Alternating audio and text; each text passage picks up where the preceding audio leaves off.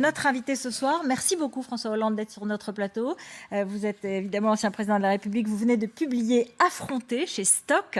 Dans ce livre, eh bien, il y a quelques portraits particulièrement piquants de vos amis ou de certains qui ne le sont plus. Il y a aussi des mesures de programme, il y a aussi des propositions sur ce que vous appelez la grande mutation qui est en train de vivre notre pays. Et donc, on va y venir, on va venir à ces portraits, on va venir évidemment à ce que vous proposez, mais du coup, il y a un chapitre sur la transition écologique, il y a un chapitre évidemment sur l'économie plus globale.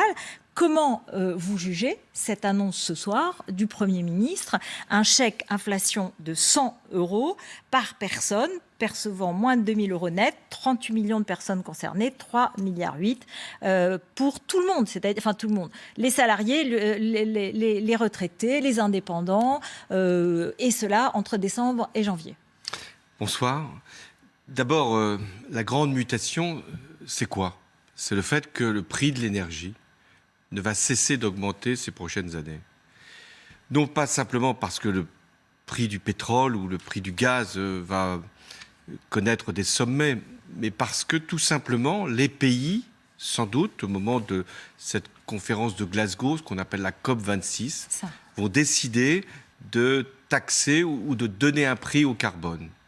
Donc il faut se préparer à vivre avec une économie qui va être obligée d'intégrer des prix, et notamment sur le plan de l'énergie, qui vont être de plus en plus élevés et qui vont forcément nous conduire à économiser l'énergie ou à trouver des modes de substitution. On va y venir, effectivement. Donc nous ne sommes pas devant une affaire conjoncturelle, même si je reviendrai sur les mesures qui peuvent être annoncées.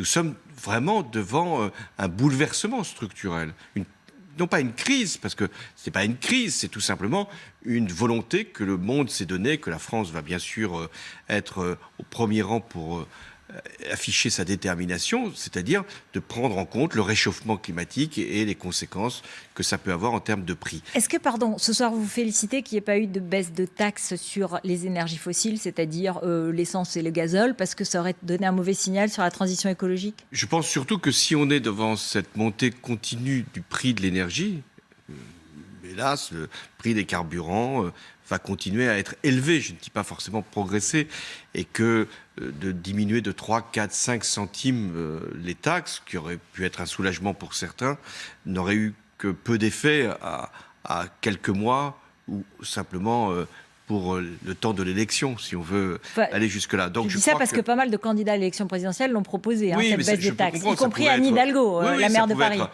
une mesure très provisoire qui aurait d'ailleurs conduit à rehausser les taxes dans quelques mois, non pas parce qu'il faudrait prendre aux Français, mais tout simplement parce qu'il y a la nécessité de garder quand même un certain nombre de moyens budgétaires.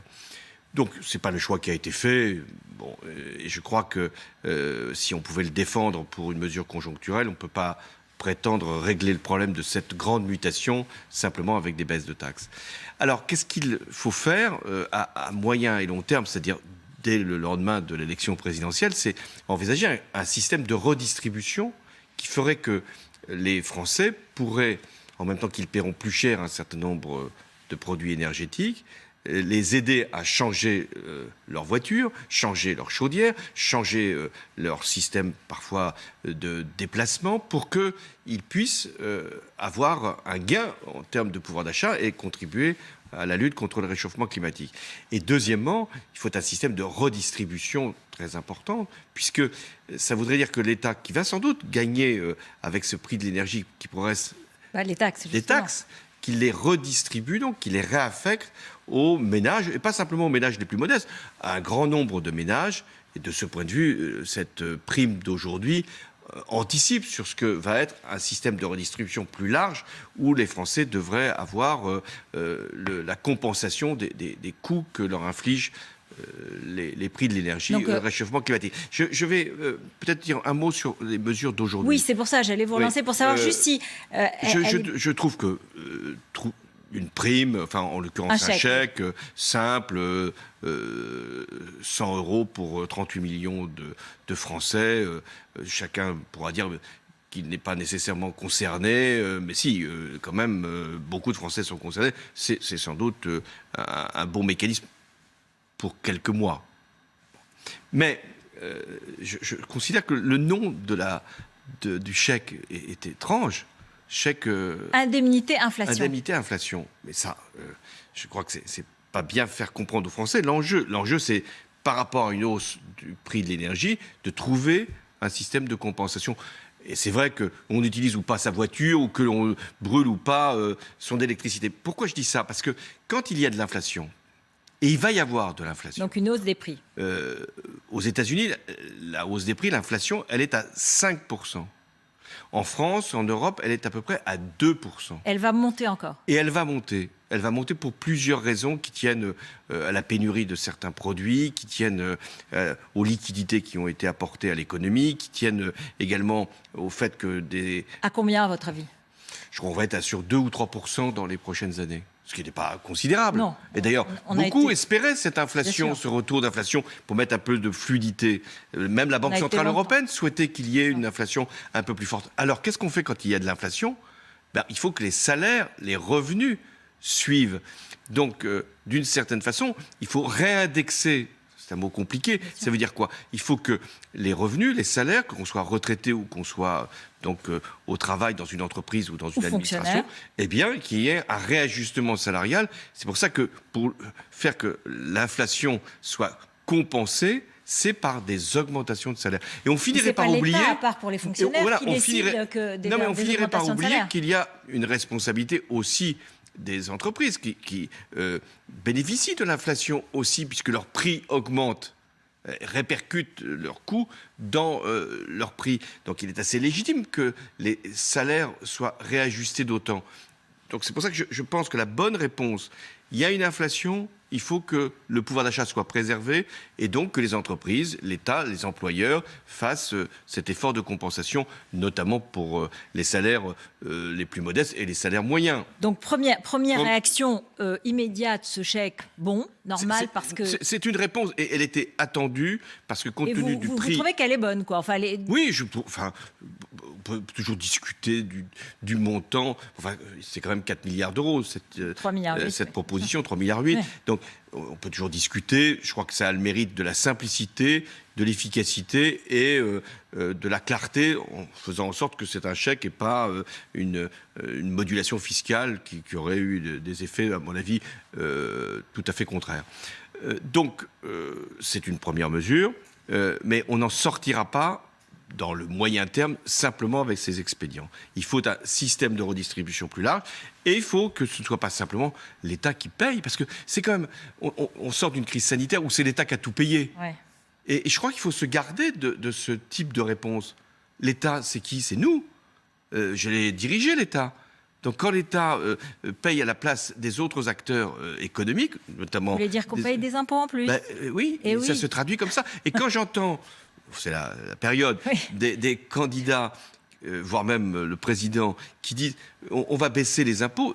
Non, il ne sera pas possible de baisser les impôts. Quand vous augmentez la dépense continuellement, quand la dette publique atteint 120% de la richesse nationale, il faut faire attention. Ouais, vous vous souvenez que vous aviez été victime du ras-le-bol fiscal.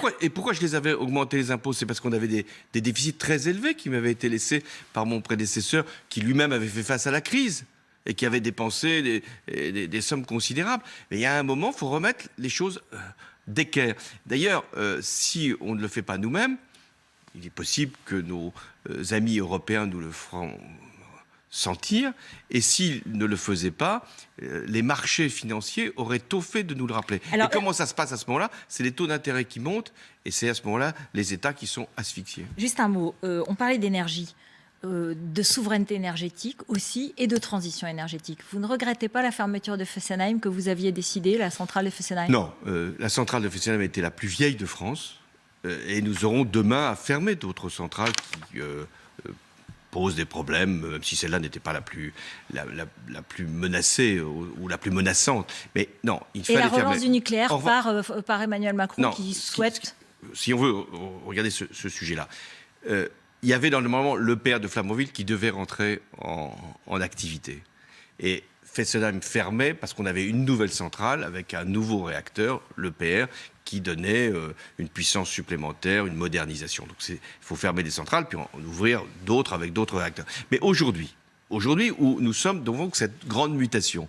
Dans la grande mutation, non seulement le prix de l'énergie va être plus élevé, mais on va consommer plus d'électricité. Pourquoi on va consommer plus d'électricité?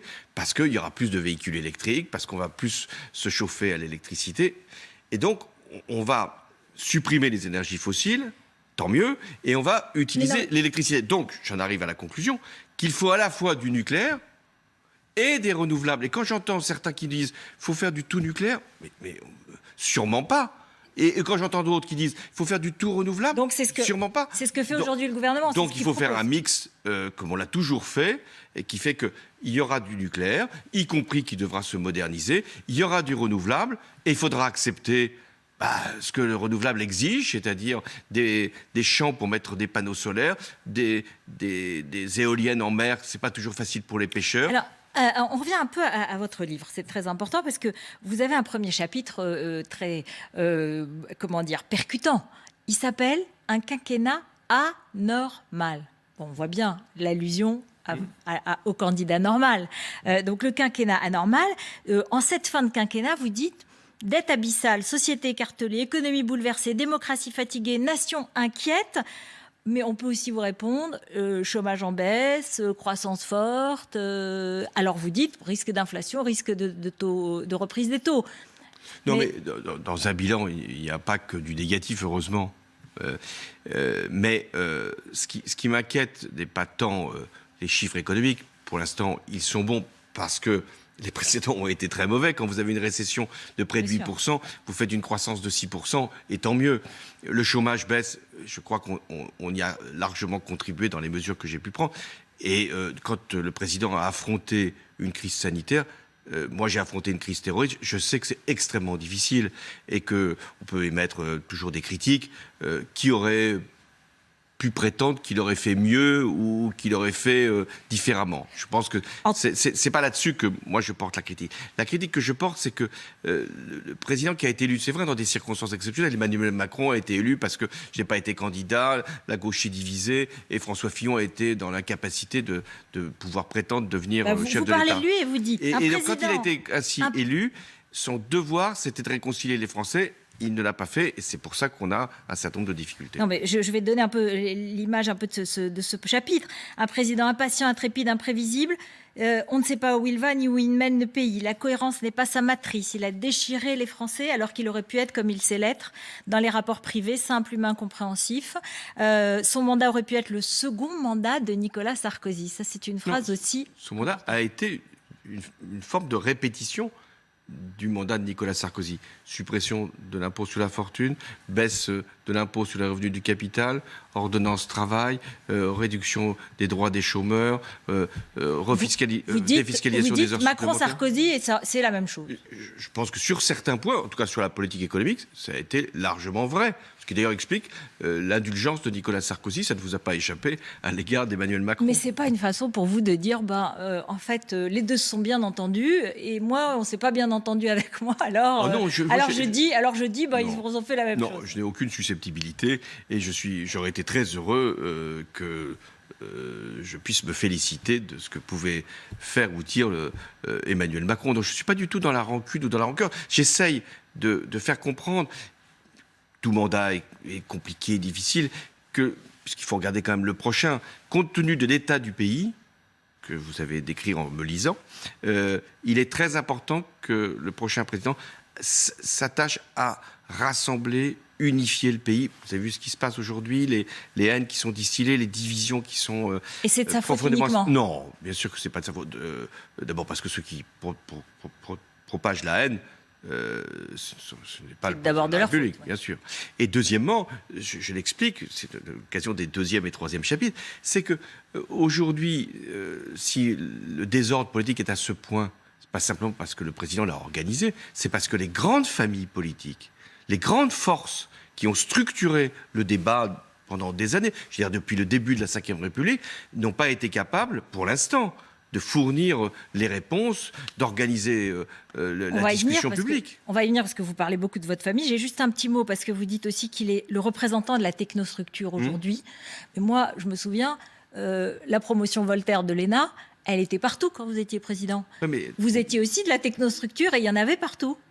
Valéry Giscard d'Estaing, Jacques Chirac, moi-même, nous avons fait la même école. Et celle également d'Emmanuel Macron. C'est pas le fait d'être issu de l'administration qui pose un problème. Et là, il n'y pouvait pas grand-chose. Non, mais c'est faire des nominations. Vous les avez faites aussi. Il n'y pouvait pas grand-chose, Emmanuel Macron. Mais il se trouve qu'il n'avait pas d'expérience d'élu. Il se trouve qu'il n'avait jamais exercé un mandat politique, qu'il n'avait jamais connu une organisation, même un parti politique. Et qu'il s'est entouré en plus de personnes à son image. J'ai aucune antipathie pour M. Castex qui s'est exprimé là, mais qui lui-même... Qui était élu local, qui était maire de Prat. Élu local, oui. Mais qui lui-même n'avait jamais été parlementaire, n'avait jamais eu un mandat national, et qui est Premier ministre. Donc et vous qui dites est qu'il n'avait pas de parti, en fait, non, mais il n'a pas mis de politique. Et même autour de lui... Il n'a pas mis de politique. Et même autour de lui, c'est quand même des gens qui n'avaient pas l'expérience de la France. Et c'est ce qui explique... Peut-être c'est moins vrai aujourd'hui après la crise sanitaire, mais ce qui explique les erreurs, les maladresses qui ont pu être commises au moment des Gilets jaunes ou au moment de la réforme des retraites. Juste un mot, parce qu'on va venir, on va parler de la gauche, on va parler de la droite. S'il y a un schéma, Emmanuel Macron face à Éric Zemmour ou Marine Le Pen Non, mais cette question, au second tour. Cette question, on verra si elle est posée, mais vous connaissez ma position. Moi, il se trouve que j'étais premier secrétaire du Parti Socialiste quand Jean-Marie Le Pen est arrivé au deuxième tour. Et a éliminé Lionel Jospin. Il était 20h, c'était le deuxième tour. Le Premier ministre Lionel Jospin était écarté, alors qu'il avait un bilan qui était tout à fait en sa faveur, et une honnêteté, une probité reconnue par tous. Jacques Chirac était donc au deuxième tour face à Jean-Marie Le Pen. Je suis venu sur le plateau de la télévision, je pense que c'était sur TF1. On m'a demandé quelle était ma position. Je n'avais pas encore fait délibérer les instants. J'ai dit, je voterai Jacques Chirac. Je ne voterai pas Jacques Chirac parce que j'adhère à sa politique, mais je voterai Jacques Chirac parce qu'il n'y a pas de débat, il n'y a pas même de discussion, il n'y a pas même d'hésitation à avoir.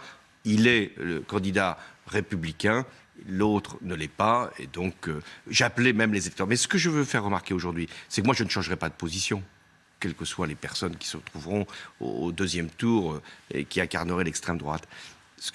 En revanche, je mesure dans les déplacements que je fais, c'est qu'il y a un certain nombre de nos concitoyens qui disent « Oui, nous vous respectons, nous comprenons ce que vous dites, mais nous ne viendrons pas. Bah oui, » Donc moi, mon rôle, c'est d'éviter d'abord ce scénario, de faire qu'au deuxième tour, il y ait deux candidats de grandes formations politiques qui se fassent la confrontation indispensable, mais aussi de dire « Non, nous n'en avons pas terminé. S'il devait y avoir une candidature d'extrême droite, eh bien, il faut aller voter contre l'extrême droite, même si c'est vrai. Emmanuel Macron. Même si c'est vrai, c'est pas forcément pour installer un président que nous avons forcément en préférence. Ça peut valoir pour Emmanuel Macron comme pour un candidat de la droite républicaine. Bien sûr, qui pourrait être au deuxième tour. Pour un candidat de la gauche républicaine. Mais c'est vrai que ça vaut pour tous les candidats qui peuvent être au second tour face à une extrême droite qu'on connaît bien, celle du Rassemblement national, et une autre extrême droite, parce que qui est même encore plus radicale que la précédente. Bien sûr, on va y venir, mais moi je voudrais qu'on parle de la gauche, c'est quand même votre famille, et vous en parlez beaucoup dans le livre, vous faites des portraits, vous faites des portraits d'Anne Hidalgo, d'Arnaud Montebourg, de Fabien Roussel, de Bernard Cazeneuve, que vous aimez beaucoup, et vous avez eu un mot dans Le Parisien, où vous avez dit c'est des candidatures lilliputiennes. Alors aujourd'hui, ils étaient réunis, ces différents représentants de la gauche, et Paul Larrouturou, dans l'Instant Paul, est allé leur demander s'ils étaient les Lilliputiens. Exactement. Bonsoir, Monsieur le Président. Pardon, j'ai parlé sur le jingle, mes excuses. Je disais exactement bonsoir, Monsieur le Président. Vous le disiez, Ruth. Voici la phrase exacte que vous avez dit aux Parisiens. À gauche, toutes les candidatures sont lilliputiennes. Elles se livrent à des batailles aussi picrocolines que microscopiques. Et factuellement, effectivement, voici un sondage IFOP pour nous, pour LCI. La droite et l'extrême droite cumulées, Marine Le Pen et Éric Zemmour, sont à 35-38. La droite est entre 10 et 15. Emmanuel Macron est stable à 24-25. Et toute la gauche réunie ne fait qu'entre 24,5 et 26,5. Alors on est allé voir, Monsieur le Président, et vous pouvez intervenir à tout moment. 4 Lilliputiens pour vous aujourd'hui. On commence dans votre livre par Fabien Roussel. Vous écrivez sur lui, c'est le mérite de Fabien Roussel d'assumer clairement sa préférence pour l'affirmation de l'identité de son parti, lui évidemment c'est le Parti communiste, plutôt que la constitution d'une nébuleuse qui entérinerait sa disparition. On est allé le voir et on est allé lui demander s'il avait lu votre livre. C'était ça cet après-midi avec Marine Truchot. livre de François Hollande qui dit qu'à gauche, il n'y a que des candidatures lilliputiennes. Alors, je ne l'ai pas lu, mais j'en ai entendu parler. Et il parle de son mandat ou il parle des élections? Parce que lui, le bilan de son mandat, il est tout petit, hein, par contre. Et il a fait beaucoup de mal à la gauche. Alors maintenant, il donne des leçons. Voilà. Il est notre invité ce soir, vous avez un message pour lui, il vous regarde. Eh bien, j'aimerais bien retrouver, moi, une gauche sincère et authentique qui ne tourne pas le dos aux classes populaires et qui réponde justement à l'envie de tout le monde de pouvoir vivre dignement de son travail. Alors ? Souhaitez-vous répondre, Monsieur le Président, ou je continue? Non, mais je vais répondre. D'abord, si Fabien Roussel avait lu le livre et même l'extrait que vous avez donné, et il serait déjà plus aimable. Oui. Or, c'est plutôt une personnalité affable, Fabien Roussel, j'ai de l'estime pour lui. Mais c'est pas lui faire violence que de dire quand on fait 2 ou 3%, quand on représente le Parti communiste, et il n'est pas du tout en cause, Fabien Roussel, on est le produit d'une histoire. Il fait campagne, il dit des choses qui sont intéressantes, mais c'est pas ça qui peut permettre d'être au second tour, si mes calculs sont justes. Allez-y. Merci. Je continue. Candidat écologiste Yannick Jadot, j'ai regretté de n'avoir pas pu travailler autant que je l'aurais voulu avec Yannick Jadot. J'avais apprécié la lucidité qui avait été la sienne en janvier 2017 quand il s'est retiré de la course à l'Élysée en faveur de Benoît Hamon. C'est plutôt sympa ce que vous écrivez sur lui. Lui est moins sympa. François Hollande est notre invité ce soir. C'est très très bien. Il est plutôt sympathique avec vous dans le livre, oui, franchement. Mais il dit qu'à gauche, toutes les candidatures sont lilliputiennes. Il vous regarde, qu'est-ce que vous lui répondez? Écoutez, je suis 1m91. Regardez, vous voyez, il y a du soleil. Vous vous souvenez de la formule de François Hollande? Gouverner, c'est pleuvoir. J'arrive, il y a du soleil. Une phrase, Monsieur le Président, je continue. On continue les lilliputiennes. Là, sur la météo, je n'ai pas de commentaire particulier à faire. Très bien. Alors, dans ces cas-là, je continue. Troisième lilliputien, selon vous. Non, pardon, on viendra à Anne Hidalgo après. J'ai cliqué trop vite. Arnaud Montebourg, surgissant hors de la nuit pour délivrer la France des griffes de Bruxelles. Il se voit en Zorro de la politique, mais si un jour il siégeait au Conseil européen, il passerait vite pour un zozo. Ça, c'est pas gentil. Et on allait lui dire, ça lui a pas plu. Un mot sur François Hollande, qui, dans son livre, vous avez peut-être déjà consulté. Il est des propos assez durs sur l'état de la gauche, sur la gauche de façon générale. C'est-à-dire que j'espère qu'il n'a pas oublié qu'il était le patron, le président. C'est qui le patron? C'est le président. Et donc, je crois que le premier des responsables, ça ne peut être que lui. Nous, on est dans l'ordre protocolaire, bien derrière. Et c'est regrettable qu'il l'ait oublié. Il dit que vous vous prenez pour Zorro et qu'en fait, vous êtes un zozo. C'est ce qu'il écrit. Merci. Un commentaire?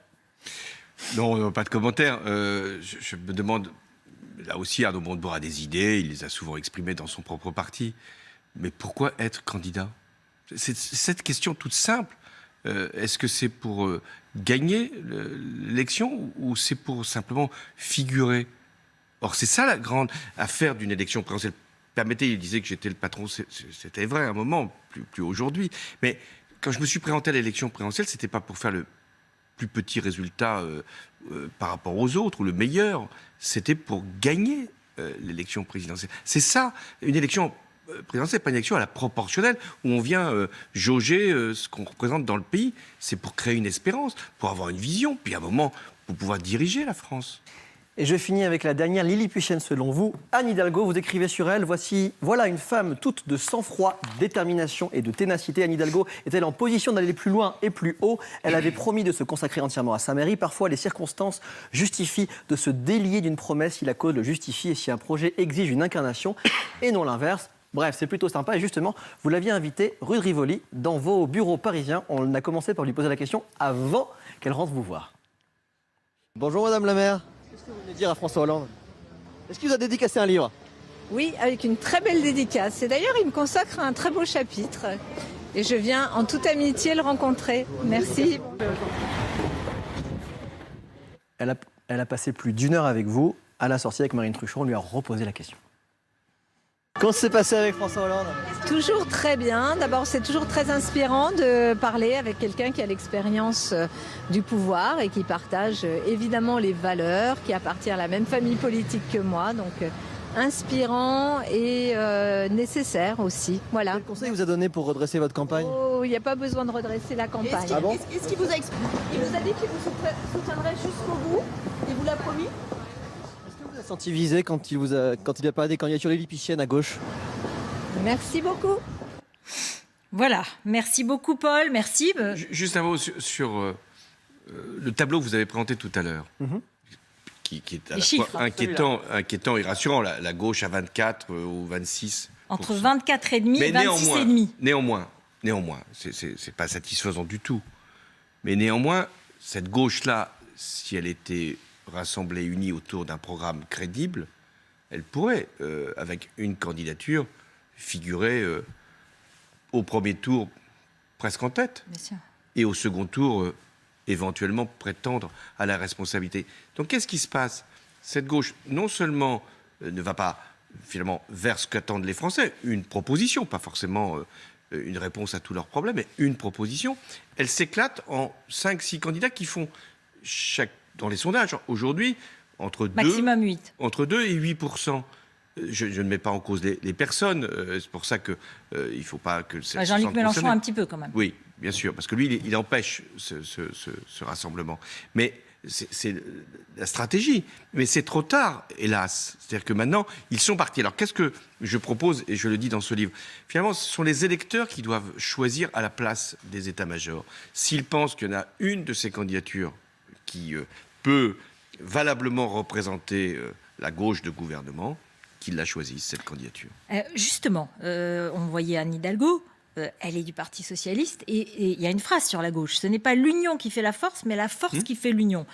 Elle n'est pas forte. Elle n'est pas forte pour le moment dans les sondages. Donc, c'est pas une question de sondage là pour l'instant, c'est une question de force. Vous avez tout à fait raison. Il faut, et je crois qu'elle va y travailler, qu'elle incarne une dynamique, qu'elle incarne un mouvement qui a une histoire, une grande histoire. De François Mitterrand jusqu'à aujourd'hui, et qui a un avenir, et qu'elle défende une ligne qui est la social-démocratie, qui d'ailleurs, partout en Europe, reprend de la vigueur. Donc c'est ça la force. C'est pas simplement de constater les sondages, on verra ce qu'ils seront au début de l'année. C'est d'incarner cette espérance possible. Oui, mais elle a dit qu'elle était écologiste. Elle n'a pas dit qu'elle était social-démocrate. Donc aujourd'hui, vous lui avez dit, il faudrait dire que tu es social-démocrate. Je crois qu'elle va dire qu'elle est socialiste et social-démocrate et que c'est la meilleure façon de convaincre. Et que, étant socialiste, ou social-démocrate, elle est social-écologiste. C'est pas pareil. Oui, je sais. On est d'abord ce qu'on est, social-démocrate, et on est aussi écologiste. Mais l'écologie, aujourd'hui, tous les partis s'en réclament. Ce qui compte, c'est de savoir, par rapport à ce que je disais, de cette grande mutation qui est devant nous et dont on a parlé avec ce que va représenter l'énergie, les transformations qu'il va falloir opérer, qui a la solution? Qui a la bonne solution pour à la fois réussir cette mutation industrielle et économique, réussir la lutte contre le réchauffement climatique et réussir la redistribution qui va permettre que les Français adhèrent à ce choix-là, sinon ils se cabreront. Oui, mais quel mea culpa vous faites dans ce paysage de la gauche? Pardonnez-moi, mais vous les étriez un peu, pas tous, hein, Bernard Cazeneuve ou même Anne Hidalgo, effectivement, vous êtes... Bon. Mais qu'est-ce que vous dites de... Qu'est-ce que vous avez raté? Parce que vous avez été le patron, quoi. Oui, j'ai ma responsabilité puisque j'ai été président. Quand on a été président, on a forcément... Et avant, chef du Parti Socialiste. Oui, mais ça, quand j'étais chef du Parti Socialiste, je faisais en sorte de trouver des synthèses qui permettaient de vivre ensemble. C'était pas ça le problème. C'est ce qui a permis quand même de gagner, c'est ce qu'ont fait tous mes prédécesseurs. Mais elle a explosé la synthèse au pouvoir. Et voilà.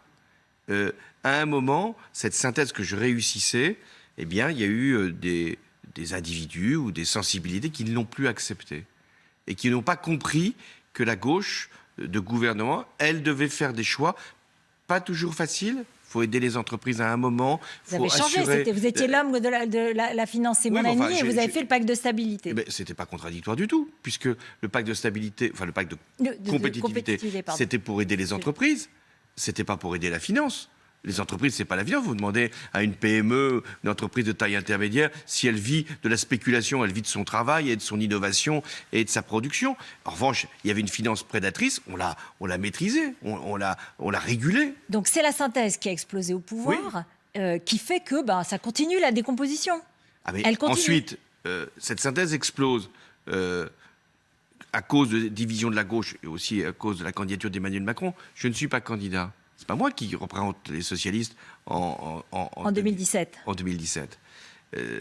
ensuite, c'était le travail de ceux qui sont à la tête du Parti socialiste de préparer, d'être critique sur le bilan, d'être positif aussi, parce que quand on regarde ce que nous avons fait et qu'on le compare avec ce qui s'est produit ensuite, la retraite à 60 ans pour ceux qui avaient eu des carrières longues, la complémentaire santé pour tout le monde, le tiers payant, je parle des mesures sociales, mais aussi des mesures économiques, la baisse du chômage, l'amélioration de la performance des entreprises, ce qu'on a fait sur le plan sociétal, le mariage pour tous, ce qu'on a fait sur le plan écologique, Ils n'ont pas la fait votre COP21, bilan. ils auraient pu dire, voilà ce qu'on n'a pas réussi complètement, voilà ce qu'on n'a même pas engagé qu'on aurait pu faire. Mais voilà tout ce qu'on a fait. Et tout ce qu'on a fait aussi dans l'histoire, ce qu'avait fait Lionel Jospin. Qu'est-ce que vous allez faire du coup aujourd'hui auprès François Mitterrand. d'Anne Hidalgo?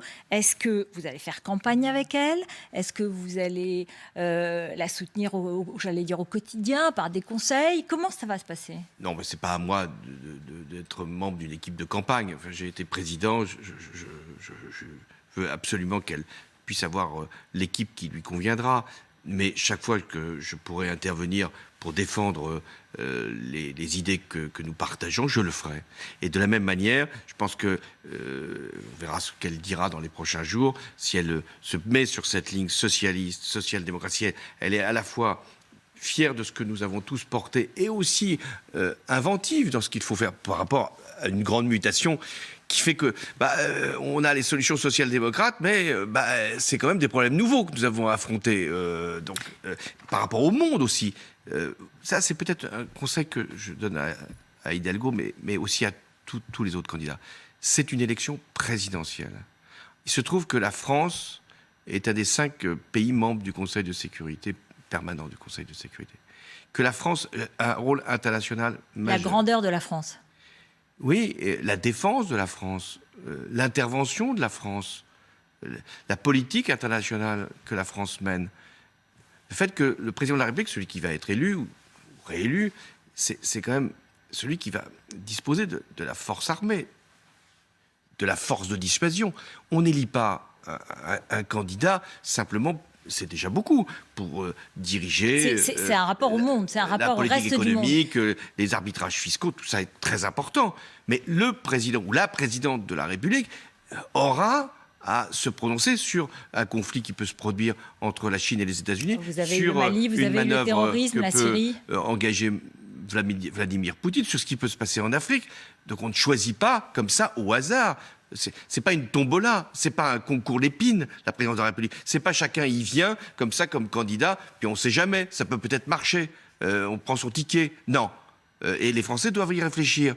Ils ont leur sensibilité, ils ont leurs préférences, mais ils se disent, est-ce que celui ou celle que l'on va porter à l'Élysée, là, au mois d'avril, il peut nous protéger?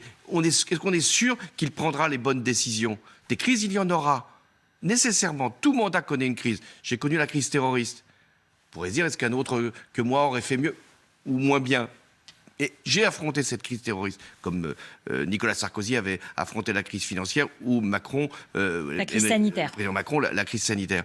Donc, le prochain président, il aura forcément une crise. À qui on confie les clés de ce qu'est finalement notre indépendance et notre capacité d'action? Ça, c'est une grande question. Et si, permettez-moi aussi, puisque vous me demandez de donner des conseils, mais pour les médias, dans tous les débats que vous aurez organisés, n'oubliez jamais les questions internationales et les questions européennes et les questions de défense. Merci de ce conseil. Je veux continuer dans mon questionnaire parce que Yannick Jadot, il s'était désisté pour Benoît Hamon. Si demain, Anne Hidalgo ne progresse pas dans les sondages, même si elle se dit socialiste, même si elle vante le bilan, même si elle invente de nouvelles possibilités, etc., et si elle ne décollait pas, est-ce qu'elle doit se ranger derrière Yannick Jadot pour faire cette union? Ou l'inverse. Ah bah évidemment, non, si l'inverse, d'accord. Non, ou l'inverse. Aujourd'hui, c'est dans ce sens. Hein. Ma réponse est non. Pourquoi? Parce que la politique, ça ne fonctionne pas avec des additions. Quand Yannick Jadot, c'était plutôt un bon geste, puisque je le salue, a rallié Benoît Hamon en 2017. Ça a fait 6% à l'arrivée. Et donc, le Conseil, aujourd'hui, la bonne stratégie, c'est pas d'additionner des gens, c'est trop tard. Ça aurait été possible, ce que vous dites, quel que soit le sens, s'il y avait eu un programme commun, en disant finalement, nous avons le même programme. Que ce soit l'une ou l'autre, qu'importe, c'est le même programme. Mais là, c'est pas le même programme. Est-ce que sur le nucléaire, nous partageons les mêmes positions? Non. Est-ce que sur les questions régalienne, c'est-à-dire la sécurité, l'immigration. Avec Yannick Jadot, il a quand même montré un sentiment républicain. Il a fait des efforts. Il est allé à la manifestation des policiers pour montrer. Républicain, ça ne fait pas de doute. Je dirais par rapport au reste de son parti, il y a des points d'accord possibles. Ça ne fait aucun doute. Sur le plan de la laïcité, je crois aussi. Tout à fait. Mais sur la question de l'immigration, des moyens qu'il faut donner aux forces de police ou sur la question des prisons, je ne suis pas sûr qu'il ait la même orientation. Donc vous dites ce soir, si jamais le rapport de force dans les sondages se poursuit, etc., il ne faut pas céder, il ne faut pas faire disparaître l'étiquette socialiste, même si c'est en dessous de 5%, et ça peut coûter beaucoup d'argent de ne pas faire... D'accord. Bon, vous voyez, quand vous engagez, franchement... Oui, vous étiez à 3%, on vous a appelé Monsieur 3%. Oui, même si ça n'avait rien à voir, puisque c'était dans l'ordre des candidatures pour la primaire socialiste. D'abord, la campagne, je l'ai dit, elle va commencer au mois de janvier. Moi, au mois de parler du mois, on est au mois d'octobre. Quand j'ai été investi, ça peut paraître lointain, en 2011 comme candidat du Parti socialiste, les sondages existaient déjà à cette époque. J'ai été annoncé à 62 ou 3% contre Nicolas Sarkozy au deuxième tour. Oui. Donc on venait me voir en me disant vous êtes déjà élu. J'ai dit non. Au mieux, ça se finira à 52. 48, et c'est comme ça que ça s'est terminé. Et donc, aujourd'hui, je peux simplement dire, la vraie campagne, elle va commencer à partir du mois de janvier, quand les programmes seront connus, quand les candidatures seront connues. Il y a beaucoup de candidats, lilliputiens ou pas, qui n'iront pas jusqu'au bout. Donc, nous verrons bien, et c'est à ce moment-là que les dynamiques s'engagent. Alors, la droite et l'extrême droite, Marine Le Pen, Éric Zemmour. Zemmour, entre 14 et 17%. Sur lui, vous dites, dénoncer les présidents, c'est à la portée du premier venu. Devenir président en est une autre. Mais quand même, c'est un vrai phénomène aujourd'hui. Vous pouvez dire, il sort de nulle part, entre guillemets, il n'a pas de passé politique, il connaît très bien la politique, mais... il représente un mouvement aujourd'hui. Il se passe quelque chose. Mais l'extrême droite, elle existe en France. Elle était longtemps représentée par Jean-Marie Le Pen, puis après par Marine Le Pen. Et aujourd'hui, cet électorat se divise entre Madame Le Pen et M. Zemmour. Sauf que M. Zemmour, il prend sur une partie de la droite. Donc je pense que la responsabilité de la droite, et quand elle aura son candidat, ça sera peut-être encore plus simple, c'est de faire l'étanchéité par rapport à Éric Zemmour. Non pas parce qu'il serait simplement issu d'un monde médiatique, une espèce de Trump, Trump à la petite semaine. C'est même pas Trump pour vous. Écoutez, jusqu'à présent, il était un animateur, un agitateur, un phénomène de foire du livre. Donc, il n'y avait pas de puissance, y compris celle de l'argent, que Trump pouvait mobiliser. Mais ce sont les thèses qu'il développe qui doivent être contestées. Ce n'est pas simplement le personnage, parce que ce serait trop simple. C'est qu'est-ce qu'il dit ? Qu'est-ce qu'il dit sur les femmes ? Qu'est-ce qu'il dit sur l'histoire ? Qu'est-ce qu'il dit sur les Français d'origine étrangère ? Qu'est-ce qu'il dit sur nos modes de vie ? Qu'est-ce qu'il dit sur les homosexuels ? Puis vous prenez tous ces sujets-là, il y a autant de divisions. J'appelle ça, c'est le candidat de la scission. La scission de la France par rapport à l'Europe, puisqu'il veut en sortir. C'est la scission des Français entre eux, selon leur genre. Alors comment il faut faire ? Il faut débattre avec lui, dénoncer ses idées, ou au contraire, l'exclure du débat, essayer de l'exclure du débat, comme ça a été fait avec Jean-Marie Le Pen au début. Non, ça ne vaut pas. Non, écoutez, attendons d'abord de savoir s'il est candidat. S'il est candidat, il aura des temps de parole, il y aura sans doute des débats qui seront organisés, et évitons de nous mettre simplement sur des affaires personnelles, et regardons ce qu'il dit, ce qu'il écrit. Il en a écrit beaucoup, et à ce moment-là, mettons en garde les Français. Parce que voter pour un candidat qui aurait des conséquences que je viens de décrire, c'est-à-dire la séparation de la France et de l'Europe, la séparation de l'économie française par rapport au monde, et la séparation ici, entre nous, de conflits, de haine entre les Français. Est-ce que sa candidature prochaine, son discours, c'est pas le retour du refoulé ? Et est-ce que c'est pas la faute de la gauche, peut-être du parti de la droite, même si, dans votre livre, je parle sur l'immigration. Dans votre livre, vous dites l'immigration en face. Mais c'est vrai que pendant longtemps, la France a eu, la gauche, pardon, a regardé l'immigration comme un non-sujet, ou en tout cas comme un sujet d'ouverture totale. Non, peut-être une partie de la gauche, vous avez raison, mais prenez la politique que j'ai conduite avec des ministres de l'Intérieur, Manuel Valls et Bernard Cazeneuve. Nous avons mené une politique qui a été à la fois humaine, notamment par rapport à l'asile, et stricte. Nous avons aussi agi en matière de lutte contre le terrorisme islamiste avec une fermeté nécessaire pour que les Français musulmans ne soient justement pas mis en cause à travers ces actes ignobles. Et on va voir le procès qui nous le révèle. Est-ce que vous étiez plus clair qu'Emmanuel Macron sur ces questions ? Je crois qu'on l'était. D'ailleurs, à ce moment-là, on était critiqué par Emmanuel Macron, qui trouvait qu'on était trop dur, qu'on n'était pas comme Mme Merkel, prêt à accueillir tous les réfugiés qui se présentaient. Souvenez-vous.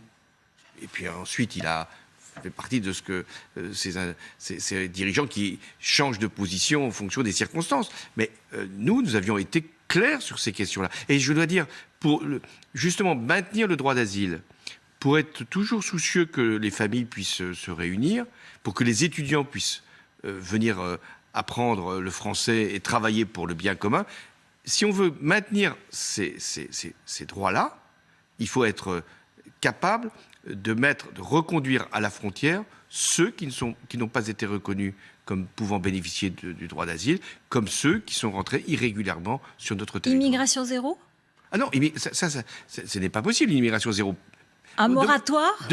Un moratoire ? Demandez aujourd'hui aux entreprises de fonctionner s'il n'y a pas un courant migratoire, même saisonnier, pour le tourisme ou pour l'agriculture. Ça, ce n'est pas possible. Ça représente quoi ? 30 à 40 000, 50 000 personnes qui rentrent chaque année, qui repartent d'ailleurs, et qui sont ce qu'on appelle l'immigration économique. Donc, les étudiants étrangers qui viennent en France, on va leur dire non, vous n'avez pas le droit de venir parce que c'est immigration zéro. Ce serait stupide. Les États-Unis, l'Allemagne, les grands pays industriels accueillent des étudiants.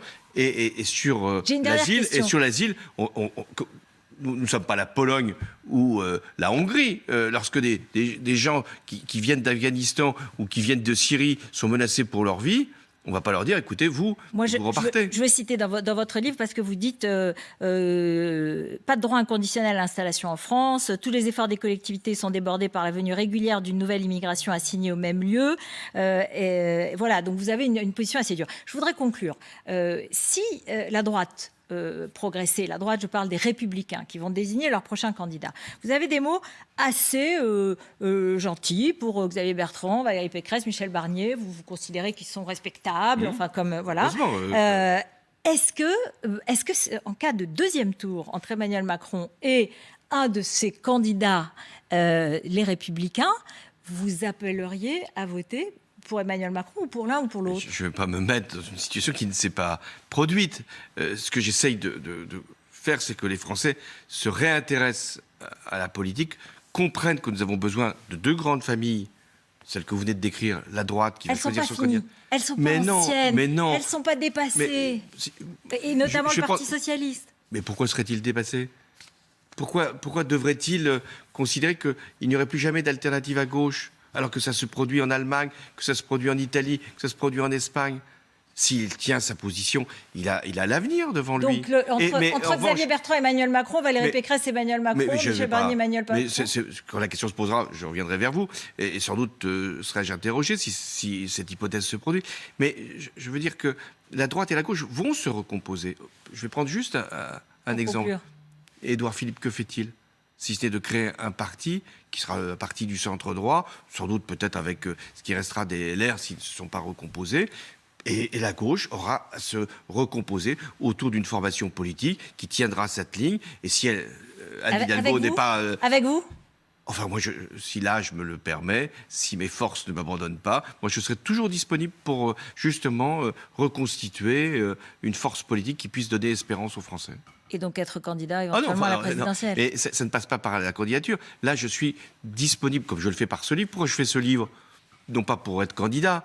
Il y a une candidature, c'est celle d'Anne Hidalgo. Je le fais pour être utile, d'abord parce que je fais des propositions, parce que je décris hélas le désordre, et parce que j'annonce qu'il y a des mutations à accomplir et qu'il faut les réussir. On en a parlé très largement et merci beaucoup d'être venu sur ce plateau. Je retiens que vous êtes prêt à jouer un rôle dans la reconstruction de cette force politique. Donc Mais je ne vais pas... peut-être dans quelques semaines, peut-être dans quelques mois, peut-être dans quelques années. Mais je ne vais pas attendre, comme si l'élection était déjà passée. Non, je vais faire en sorte que cette élection soit utile pour les Français et permettre que ce soit dans la bonne direction qu'ils aillent porter leur suffrage. Merci beaucoup. Merci d'être venu sur notre plateau. Affronter, c'est chez Stock. Donc on en a largement parlé. On va en parler maintenant avec nos éditorialistes et on va revenir sur l'annonce de Jean Castex que vous avez commenté. Merci beaucoup. Merci à vous.